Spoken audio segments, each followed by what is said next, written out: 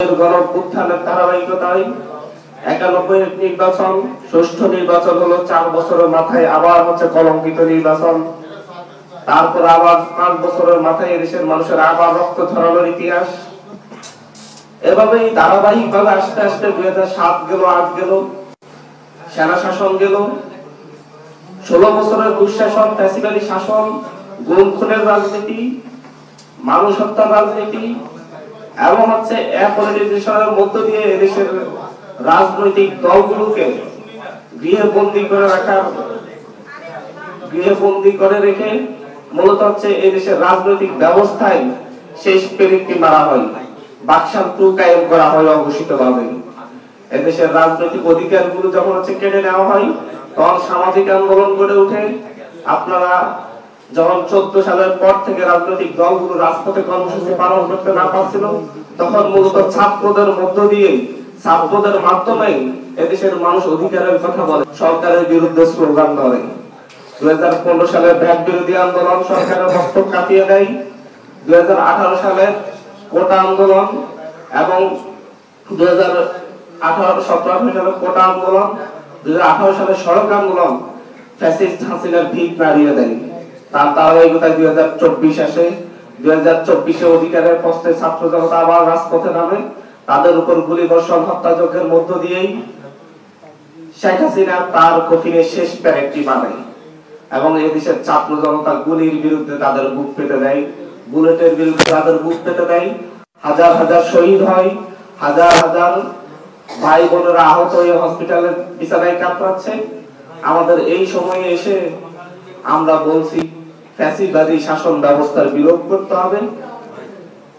Fascist হাসিনার যত লেসপেন্সার আছে তাদেরকে বিচারের মুখোমুখি করতে হবে। হত্যাযজ্ঞের সাথে যারা জড়িত ছিল তাদেরকে বিচারের মুখোমুখি করতে হবে। আমরা বলছি যে হচ্ছে 5ই আগস্ট আমরা প্রাথমিক বিজয় অর্জন করলেও পূর্ণাঙ্গ বিজয় আমাদের অর্জিত হয়নি।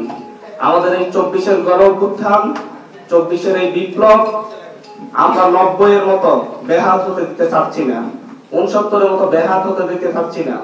আমরা 71-এর মতো আমাদের এই 24-এর রক্ত ঝরা, 24-এর শহীদদের রক্তকে বৃথা যেতে দিতে চাচ্ছি না। আমরা মনে করি আমাদের এই 24-এর রক্ত ঝরানোর মধ্য দিয়েই, শহীদদের রক্তের বিনিময়েই নতুন বাংলাদেশ পুনর্গঠিত হতে হবে এবং এটাই হবে বাংলাদেশের ইতিহাসের সর্বশেষ অধিকারের জন্য তাদের রক্ত ঝরানো দেশের মানুষের। আমরা এরা ধারাবাহিকতা চাচ্ছি না। 24-এর গণঅভ্যুত্থানে বৈষম্যবিরোধী ছাত্র আন্দোলন নেতৃত্ব দিয়েছে। বৈষম্যবিরোধী ছাত্র আন্দোলনের নেতৃত্বে সকল রাজনৈতিক দল রাজপথে নেমেছে, সকল সাধারণ মানুষ রাজপথে নেমেছে, সকল শ্রেণী পেশার মানুষ রাজপথে নেমেছে, সকল ধর্মের মানুষ রাজপথে নেমেছে, সকল জনগোষ্ঠী রাজপথে নেমেছে। গ্রামগঞ্জ থেকে শুরু করে শহরের দালান কোঠা থেকে, গ্রামের সলের কুড়িঘর থেকে শুরু করে শহরের দালান কোঠা থেকে মানুষ রাজপথে নেমেছে। মানুষের সেই রাজপথের লড়াই এখনো চলমান, সেই লড়াই এখনো শেষ হয়নি। গ্রামে গেলে আমরা শুনতে পাই আমাদের এখনো অধিকার নিশ্চিত হয়নি, চাঁদাবাজি চলছে, লুটতরাজ চলছে। শহরে শুনতে পাই রিক্সা থেকে চাঁদা দিতে হচ্ছে, রাস্তার ফুটপাতের দোকান থেকে চাঁদা দিতে হচ্ছে। আমরা শুনতে পাই যে হচ্ছে সবজির ভ্যান থেকেও চাঁদা দিতে হচ্ছে। প্রত্যেকটা জায়গা থেকে মানুষ এখনো মুখিয়ে আছে নতুন বাংলাদেশে। যারা জীবন দিয়েছে, লড়াই করেছে, তারা আমাদের দিকে তাকিয়ে আছে নতুন ঘোষণাপত্রে, তারা আমাদের দিকে তাকিয়েছে নতুন স্বপ্নের জন্য। যেহেতু বৈষম্যবিরোধী ছাত্র আন্দোলনের দিকে তাকিয়েই, বৈষম্যবিরোধী ছাত্র আন্দোলনের ডাকেই, আহ্বানেই তারা বিশ্বাস রেখেছে, এদেশের মানুষ আস্থা রেখেছে, সেই আস্থার বহিঃপ্রকাশ তারা দেখতে চায়। সেই জায়গা থেকে বৈষম্যবিরোধী ছাত্র আন্দোলন নিজেদের দায়বদ্ধতার জায়গায় মনে করে তারা আজকে এখানে আপনাদের সামনে যে জুলাইয়ের ধারাবাহিকতা রক্ষার জন্য নতুন ঘোষণাপত্রের কথা বলেন, সেই বিষয় নিয়ে কথা বলবেন, সামগ্রিক বিষয় নিয়ে প্রাথমিকভাবে কথা বলবেন বৈষম্যবিরোধী ছাত্র আন্দোলনের সমন্বয়ক জনাব সার্জিস আলম। এখানে বলে রাখছি আমরা আজকে এই সংবাদ সম্মেলনটা হয়তো আমাদের এই সংবাদ সম্মেলনটা হওয়া উচিত ছিল 5ই আগস্ট শেখ হাসিনার পতনের পরপরই। সেই আমরা আজকে এই জায়গায় বসে আমরা 5ই আগস্টে সেখানে ফিরে যাচ্ছি। আমরা মূলত হচ্ছে এটা 5ই আগস্টের আগের ধারাবাহিকতা রক্ষায় আমরা আমাদের সেই পরিচয়টাই বহন করছি। আমরা এখানে একত্রিত হয়েছি আমাদের সেই আগের পরিচয়ে, যেই পরিচয়টাকে মানুষ ধারণ করেছে, মানুষ গ্রহণ করেছে, সেই আমাদের বৈষম্যবিরোধী ছাত্র আন্দোলনের সমন্বয়ক পরিচয়। আজকে আমরা কেউ এখানে বৈষম্যবিরোধী ছাত্র আহ্বায়ক কিংবা মুখ্য সংগঠক কিংবা অন্য কোনো পরিচয়ে আমরা এখানে আসিনি। আমরা সেই সমন্বয়ক পরিচয়ে এসেছি। এখানে আমাদের অন্যতম সমন্বয়ক সাদরিস আলম প্রাথমিকভাবে কথা বলবেন। বৈষম্যবিরোধী ছাত্র আন্দোলনের অন্যতম সমন্বয়ক আব্দুল হান্নান মাসুদ। আমাদের এই জুলাই অভ্যুত্থানের প্রেক্ষাপট, বাংলাদেশের কিংবা এই বাংলা জনপদের পূর্বের যে ইতিহাস, সেই ইতিহাস প্রেক্ষাপটগুলো আমাদের সামনে তুলে ধরেছেন। আমরা জাস্ট আমাদের জায়গা থেকে যে জিনিসটি মনে করি যে এই 24-এর অভ্যুত্থান হওয়ার পিছনে যে কারণগুলো ছিল, যে প্রেক্ষাপটগুলো ছিল, এই প্রেক্ষাপট 16 বছরে তৈরি হয়নি। এই প্রেক্ষাপট 53-54 বছরের প্রেক্ষাপট, এই প্রেক্ষাপট 250 বছরের প্রেক্ষাপট। আমরা আমাদের জায়গা থেকে মনে করি যে বিগত 16 বছরে এই প্রেক্ষাপট তার সকল মাত্রা অতিক্রম করেছিল এবং নির্যাতন, নিপীড়ন, অন্যায়, জুলুম, ক্ষমতার অপব্যবহার, সিন্ডিকেট, চাঁদাবাজি, মানুষকে জিম্মি করা, খুন, হত্যা, সকল কিছু এই বিগত 16 বছরে মানুষের যে ধৈর্যের বাঁধ, সেই বাঁধ ভেঙে দিয়েছিল। এবং সবশেষে আসলে এই 16 বছর এর নির্যাতন, নিপীড়ন শেষে এই 24-এর অভ্যুত্থানে, এই 24-এর কোটা সংস্কার আন্দোলন একটি যৌক্তিক আন্দোলন, একটি ছাত্রদের আন্দোলন দিয়ে শুরু হলো, এটি 5 আগস্টে গিয়ে শেষ হয় একটি বিপ্লবে। আমরা সেই জায়গা থেকে আসলে আমরা মনে করি যে আমাদের বিপ্লবের যে প্রথম যে ধাপ, একটি ধাপ মাত্র আমরা অতিক্রম করেছি এবং আমাদের এই জুলাই বিপ্লবের যে ঘোষণাপত্র, সেটি আমরা আমাদের জায়গা থেকে মনে করি অবশ্যই ঘোষণা করা আরো আগে প্রয়োজন ছিল। কিন্তু আমাদের জায়গা থেকে আমরা দেখেছি যে 2024-এর এই যে পুরো বাংলাদেশ রাষ্ট্রটির বিভিন্ন সিস্টেম, এই করাপ্টেড সিস্টেমগুলোকে একটি স্থিতিশীল অবস্থায় নিয়ে এসে সেখান থেকে কিছু করা, এটা একটা সময় সাপেক্ষ ব্যাপার হয়ে দাঁড়িয়েছে। কারণ সকলের যে সহযোগিতার প্রয়োজন ছিল একটি সিস্টেমকে সুন্দরভাবে সামনের দিকে এগিয়ে নিয়ে যাওয়ার জন্য, সেই সহযোগিতা এই রাষ্ট্র এই মুহূর্তে এই সিস্টেমের সকলের কাছে থেকে, সম্পৃক্ত যারা রয়েছেন তাদের কাছে থেকে প্রত্যাশা অনুযায়ী পায় না। সেই জায়গা থেকে কিছুটা বিলম্ব হলেও আমরা আমাদের জায়গা থেকে মনে করি যে বিগত 16 বছরে মানুষ কিভাবে আসলে অন্যায়, অত্যাচার, নিপীড়নের শিকার হয়েছে এবং কোন ঘটনাগুলোর প্রেক্ষাপটে এই অভ্যুত্থানটি সংগঠিত হয়েছে। মানুষ জীবনের মায়া না করে, রক্তের মায়া না করে, পরিবারের মায়া না করে রাজপথে নেমেছে এবং খুনি হাসিনার পতন হয়েছে। এই প্রেক্ষাপটগুলো এবং এই যে মানুষ রাজপথে নেমেছে, মানুষ রাজপথে জীবনের মায়া ত্যাগ করে নামার পিছনে কিছু কারণ ছিল।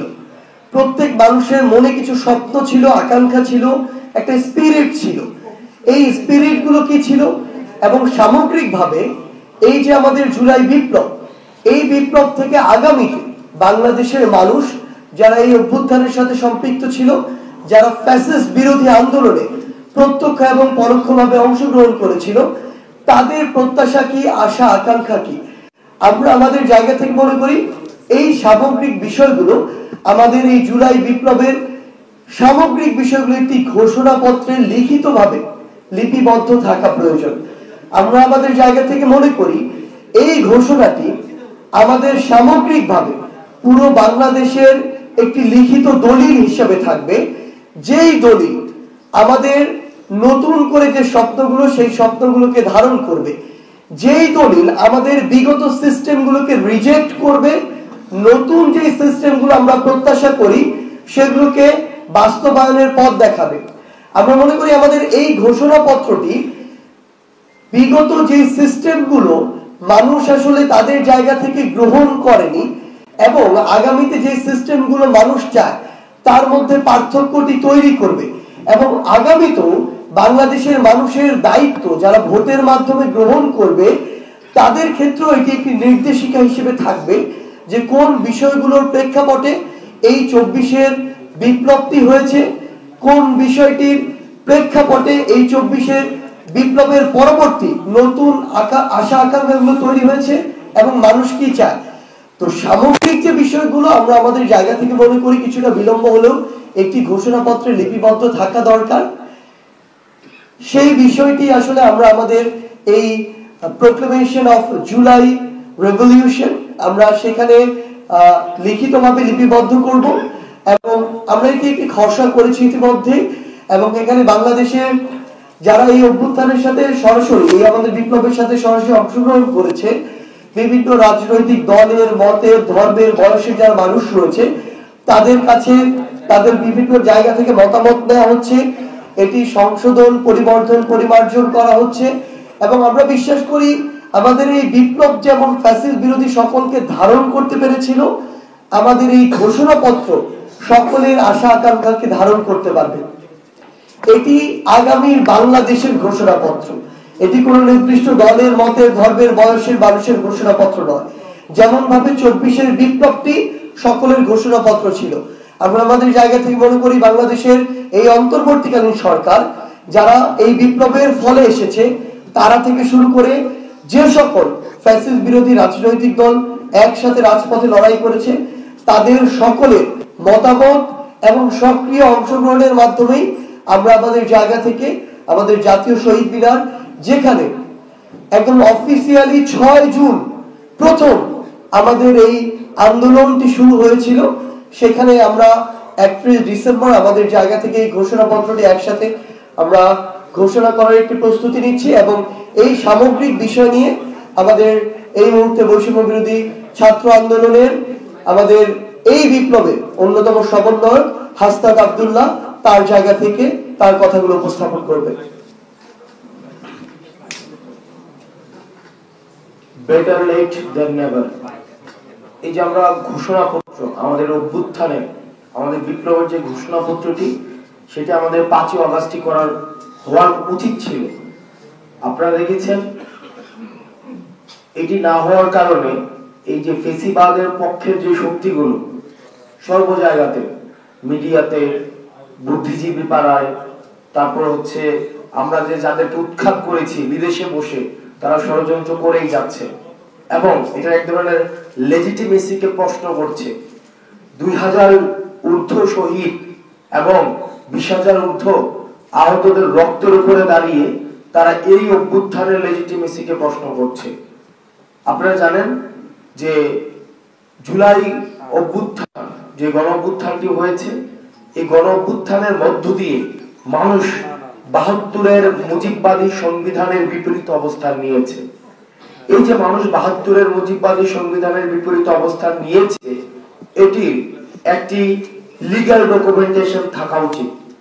সেই জায়গা থেকে আমরা আগামী 31 ডিসেম্বর 2024 বেলা 3 ঘটিকায় ছাত্র জনতার উপস্থিতিতে 31 ডিসেম্বর 2024 এই যে 24-এর গণ অভ্যুত্থান সেটিকে আমরা আমাদের যে গণ আকাঙ্ক্ষা যে আমাদের তৈরি হয়েছে এই অভ্যুত্থানকে ঘিরে এবং মানুষ যে স্বপ্নে এই 72-এর সংবিধানের বিপরীতে গিয়ে মানুষ যে রাস্তায় নেমে এসেছে সেটির প্রাতিষ্ঠানিক দালিলিক স্বীকৃতি ঘোষণা করার জন্য আমরা 31 ডিসেম্বর 2024 বেলা 3 ঘটিকায় ছাত্র জনতার উপস্থিতিতে শহীদ মিনার থেকে যেখান থেকে আমাদের এক দফা ঘোষণা করা হয়েছে ঠিক সেই জায়গা থেকে আমরা আমাদের প্রক্লেমেশন অফ জুলাই রেভলিউশন আমরা ঘোষণা করব এবং এই প্রক্লেমেশন অফ জুলাই রেভলিউশনের মধ্যে